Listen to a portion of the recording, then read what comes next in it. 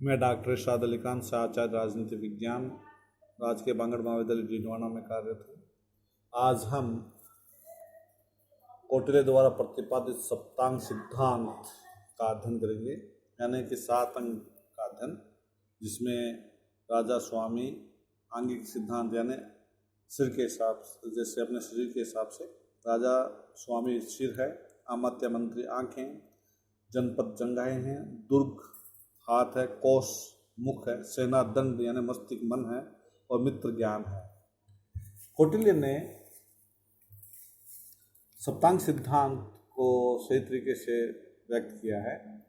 राजनीति विज्ञान के जनक अरस्तु की भांति कौटिल्य भी मनुष्य के लिए राज्य की अनिवार्य आवश्यकता मानता। उनका मत है कि राज्य के अभाव में मानव के समक्ष असुरक्षा का खतरा पैदा होता ही है, साथ में मानव का विकास भी अवरुद्ध हो जाता है। राज्य की उत्पत्ति के संबंध में कौटिल्य सामाजिक समझौता सिद्धांत का समर्थन करता है। असुरक्षा, अराजकता और अशांति जीवन की क्षणभंगुरता से मुक्त पाने के लिए मनुष्य मन को अपना राजा बनाता है। प्राचीन भारतीय राजनीतिक चिंतकों के द्वारा राज्य के स्वरूप के संबंध में जिस सिद्धांत का प्रतिपादन किया गया उसे सप्तांग सिद्धांत कहा गया। जैसा कि नामकरण में स्पष्ट हो जाता है कि राजा का निर्धारण आवश्यक 7 तत्वों यानी प्रकृति से होता है। जिस प्रकार वर्तमान समय में राज्य के निर्माण तत्वों के रूप में 4 तत्व है: जनसंख्या, निश्चित भूभाग, सरकार, संभोगता। लेकिन सप्तांग सिद्धांत के 7 तत्व इनमें विद्यमान। कौटिल्य से पूर्व मनु, शुक्र और भीष्म ने भी सप्तांग सिद्धांत का प्रतिपादन किया है। इस तरह यह सावयव सिद्धांत पर आधारित है। जिस प्रकार मानव शरीर विभिन्न अंगों से मिलकर बनता है और सभी अंगों का विशेष अपना महत्व होता है, एक अंग में व्यवधान आने पर संपूर्ण शरीर प्रभावित होता है, ठीक उसी प्रकार सप्तांग सिद्धांत की 7 प्रकृतियों का महत्व है। यह सिद्धांत पाश्चात्य राजनीतिक चिंतन से आयत किया हुआ न होकर वर्ण ये शुद्ध रूप से भारतीय है। इसका उद्गम स्थल ऋग्वेद का पुरुष सूत्र है। शुक्र नीति में राज्य के इन अंगों को मानव शरीर से तुलना करते हुए कहा गया है, इस शरीर रूपी राज्य में राजा सिर के समान होता है, अमात्य आंख, जनपद जंघाएं, कोष मुख, सैन्य बल मन, दुर्ग हाथ और मित्र कान है। कौटिल्य ने अर्थशास्त्र के 6 अधिकरण के पहले अध्याय में राज्य के 7 अंगों और प्रकृति का निम्नलिखित उल्लेख किया है। जैसे राजा सप्तांग सिद्धांत के सर्वप्रथम स्थान राजा को दिया गया है। राजा की महत्वपूर्ण स्थिति के कारण उसे स्वामी नाम दिया गया है। स्वामी का अर्थ होता है आदेश देने वाला, अर्थात राजा प्रशासन की मुख्य धुरी होता है। उसका प्रत्येक आदर्श सर्वोच्च और अंतिम होता है, जिसके अनदेखी राज्य की वृद्धि में कोई भी नहीं कर सकता। कौटिल्य अपने राजा को राज्य का केवल एक शासक ही नहीं देखना चाहते, बल्कि वह तो उसे राजर्षि के रूप में देखना चाहता है। कौटिल्य ने राजा के गुणों को विचार प्रस्तुत करते हुए कहा कि राजा को महाकुलीन, देव बुद्धि, संपन्न, धैर्यवान, दूरदर्शी, धार्मिक, सत्यवादी, कर्तव्य, उच्च विलासी और दृढ़ बुद्धि गुण संपन्न परिवार वाला शस्त्र बुद्धि से युक्त होना चाहिए। जिस प्रकार प्लेटो ने अपनी रिपब्लिक में जिस दार्शनिक राजा की अवधारणा का प्रतिपादन किया उसमें राज्य की विशेष शिक्षा पर बल देता है, ठीक उसी प्रकार कौटिल्य भी राज्य की शिक्षा पर बल देता है। जिस प्रकार घुन लगी हुई लकड़ी शीघ्र नष्ट हो जाती है, उसी प्रकार जिस राजकुल का राजकुमार शिक्षित नहीं होता वो राजकुल बिना किसी युद्ध के समाप्त हो जाता है।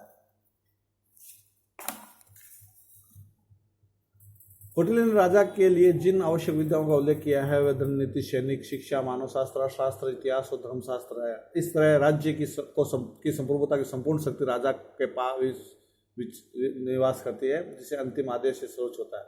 अमात्य के बारे में कौटिल्य के अनुसार अमात्य से तात्पर्य मंत्री और प्रशासनिक अधिकारी से होता है। अमात्य राज्य का दूसरा अंग है, प्रशासन संचालन की दृष्टि से अत्यंत महत्वपूर्ण है। कौटिल्य इसके महत्व पर प्रकाश डालते हुए कहता है कि एक पहिए की भांति राजकाज भी बिना सहायता सहयोग से नहीं चलाया जा सकता, इसलिए राजा को चाहिए कि वह सुयोग्य अमात्यों की नियुक्ति करे, उनके परामर्शों का हृदयंगम करे। कौटिल्य का मत है कि अमात्यों की चरित्र की परीक्षा के बाद ही उनकी नियुक्ति होनी चाहिए। धर्म पदों, अर्थपदों और भयों पदों अर्थात धर्म, अर्थ, काम और भय द्वारा परीक्षित पवित्र अमात्यों को उसके कार्य क्षमता के अनुसार कार्यभार सौंपना चाहिए। कौटिल्य के कहना है कि स्वामी का चाहिए कि वह अमात्यों को अपनी आवश्यकता और सुविधानुसार नियुक्ति करे। योग्य और प्रभावी अमात्य होने की स्थिति में प्रशासन एवं साम्राज्य सफलता के उच्च शिखर पर पहुंच सकता है। तीसरा जो जनपद जंघाई से संबंधित राज्य के सप्तांग सिद्धांत का तीसरा प्रमुख अंग जनपद है। वर्तमान राजनीतिक विचारक राज्य के निर्माण तत्वों के रूप में जनसंख्या, निश्चित भूभाग को पृथक तत्वों के रूप में स्वीकार करते हैं, लेकिन कौटिल्य ने इन दोनों तत्वों को जनपद का शब्द प्रयोग किया है, साथ में प्रयोग किया है। जनपद का अर्थ जनता युक्त भूमि। जनपद के बिना राज्य की कल्पना तक नहीं की जा सकती। कौटिल्य का मत है कि मनुष्य से रहित प्रदेश जनपद नहीं कहला सकता है, जनपद रहित भूमि राज्य नहीं कहला सकती। अतः यदि जनपद होगा तो राज्य किस प्रकार किया जाएगा। जनपद व राज्य होगा तो किस प्रकार से होगा। जनपद का संगठन के बारे में कहता है कि 800 गांवों पर स्थानीय होगा, 400 गांवों पर द्रोणोमुख होगा, 200 गांवों के ऊपर खारविट्टिक होगा, 10 गांवों के ऊपर संग्रहण होगा, एक गांव पर ऊपर एक गांव होगा, यानी गांव का इकाई होगा।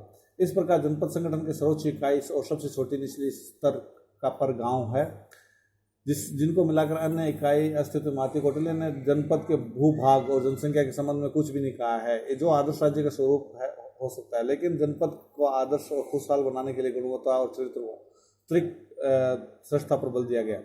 समुचित निवास स्थान प्रदान कर सके, राज्य की शत्रुओं की रक्षा कर सके, उपयुक्त व्यवस्था प्रदान कर सके, पड़ोसी राज्य की पर निगरानी रख सके, जंगली जानवरों द्वारा संभावित उत्पाद से रक्षा कर सके, चारागाह उपलब्ध करा सके, कृषि योग्य भूमि, खानों वर्णों से समृद्धि हो, आंतरिक संचार के लिए नदियों, जलमार्गों, स्थल मार्गों से युक्त हो, जिसका व्यापार विविध प्रकार तक का तथा मूल्यवान हो, जल कल्याण के लिए आवश्यक संसाधनों से भरपूर हो। कौटिल्य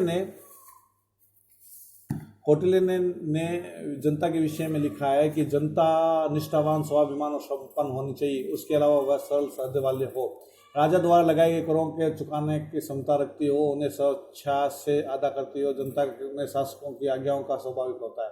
दुर्ग के बारे में कहता है कि उतना ही महत्वपूर्ण जितना जनपद राजा को। दुर्ग राज्य रक्षात्मक शक्ति और आक्रमण शक्ति दोनों के प्रतीक है। राज्य की को अपनी सुरक्षा को सुनिश्चित करने के लिए दुर्ग बनाना चाहिए, जिसमें सेना के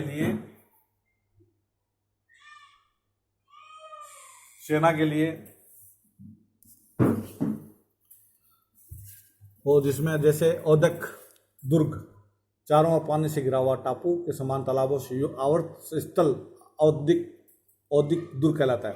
पार्वत बड़ी बड़ी चट्टानों अथवा पर्वत की कंदराओं के रूप में निर्मित दुर्ग पार्वत दुर्ग कहलाता है। धानवन दुर्ग जल और घास आदि से रहित और सर्वथा उखड़ी भूमि में निर्मित दुर्ग धानवन कहलाता है। वन दुर्ग चारों दलबदल से घिरा हुआ और कंटारे संगत और झाड़ियों से परिवर्त दुर्ग का कहलाता है। इस प्रकार से सुदृढ़ और संपन्न दुर्ग होने पर ही राज्य सुरक्षित और सुदृढ़ बन सकता है, यानी कि सभी दुर्ग होने चाहिए।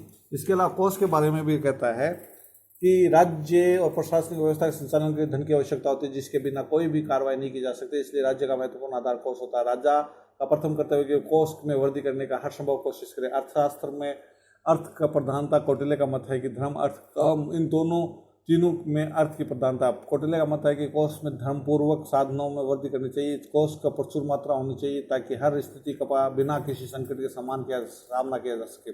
कोष सोना चांदी बहुमूल्य रत्नों से भरा होना चाहिए। प्रजा राजा को अन्न का छठा व्यापार का 10वां सोने का भी दे। इसी प्रकार से कोष संकट और शांति दोनों में उपयोगी है। सेना यानी कि दंड से संबंधित जो है, कौटिल्य के अनुसार दंड का अर्थ सेना से है। सेना राज्य की सुरक्षा का प्रतीक है। शक्तिशाली सेना होने पर भी कोई भी राज्य आक्रमण करने का दुस्साहस नहीं कर सकता है, बल्कि मित्र तो मित्र ही बने रहते हैं, अपितु शत्रु भी मित्रता के लिए हाथ बढ़ाने के लिए विवश हो जाते हैं। कौटिल्य का मत है कि सेना में भर्ती के लिए क्रमशः क्षत्रिय, वैश्य और शूद्र को प्राथमिकता देनी चाहिए। कौटिल्य ने यथासंभव ब्राह्मणों को सेना में भर्ती न किए जाने की परामर्श दिया। सैनिकों का स्वाभाविक होना चाहिए, उन्हें सदा राजा की आज्ञा का पालन करना चाहिए। दूसरी ओर राजा का यह कर्तव्य हो जाता है कि वो सैनिकों को अच्छा वेतन और उनके परिवारों की सुख सुविधा का पूरा ध्यान देकर उन्हें संतुष्ट और प्रसन्न रखे। ऐसा करने से सैनिक राजा की आज्ञा का पालन कर सकेंगे और शत्रु का भी डटकर मुकाबला कर सकेंगे। मित्र राज्य का 7वां अंग मित्र है। कौटिल्य के अनुसार राज्य की प्रगति के लिए आपत्ति के समय राज्य की सहायता के लिए मित्रों की आवश्यकता होती है। इसके लिए यह आवश्यक है कि राजा अपने ऐसे मित्र बनाकर रखे जो समय पर उसकी सहायता कर सके। मित्र वंश परंपरागत, विश्वासी, स्थायी और हितैषी हो। इसके साथ राजा अपने मित्रों को सदैव अपने वश में रखे, उनसे समय पर काम ले। इसी को आधार मानकर उन्होंने राष्ट्र नीति के संबंध में विचार प्रस्तुत किए ताकि राज्य के हित अपने हितों में वृद्धि कर सके। कौटिल्य के इन शब्दों से स्पष्ट हो जाता है मित्र के गुण पर लिखा है उन्होंने। मित्र ऐसे होने चाहिए जो वंश परंपरागत हो, स्थायी हो, अपने वश में रह सके, जिनसे विरोध की संभावना ना हो, प्रभु मंत्र, उत्साह और आदि शक्तियों से युक्त हो, समय आने पर सहायता कर सके। मित्रों के इन गुणों का होना मित्र संपन्न कहा जा सकता है। ये हमारे कौटिल्य के जो कुल मिलाकर 7 जो है अंग है, सप्तांग सिद्धांत जो 7 तत्वों सम्मिलित है। एक तत्व के कमजोर होने पर अन्य सभी तत्व प्रभावित होते हैं। इनके परस्पर सहयोग से ही राज्य के व्यवस्थाओं का सफल संचालन हो सकता है। आज इतना ही। धन्यवाद।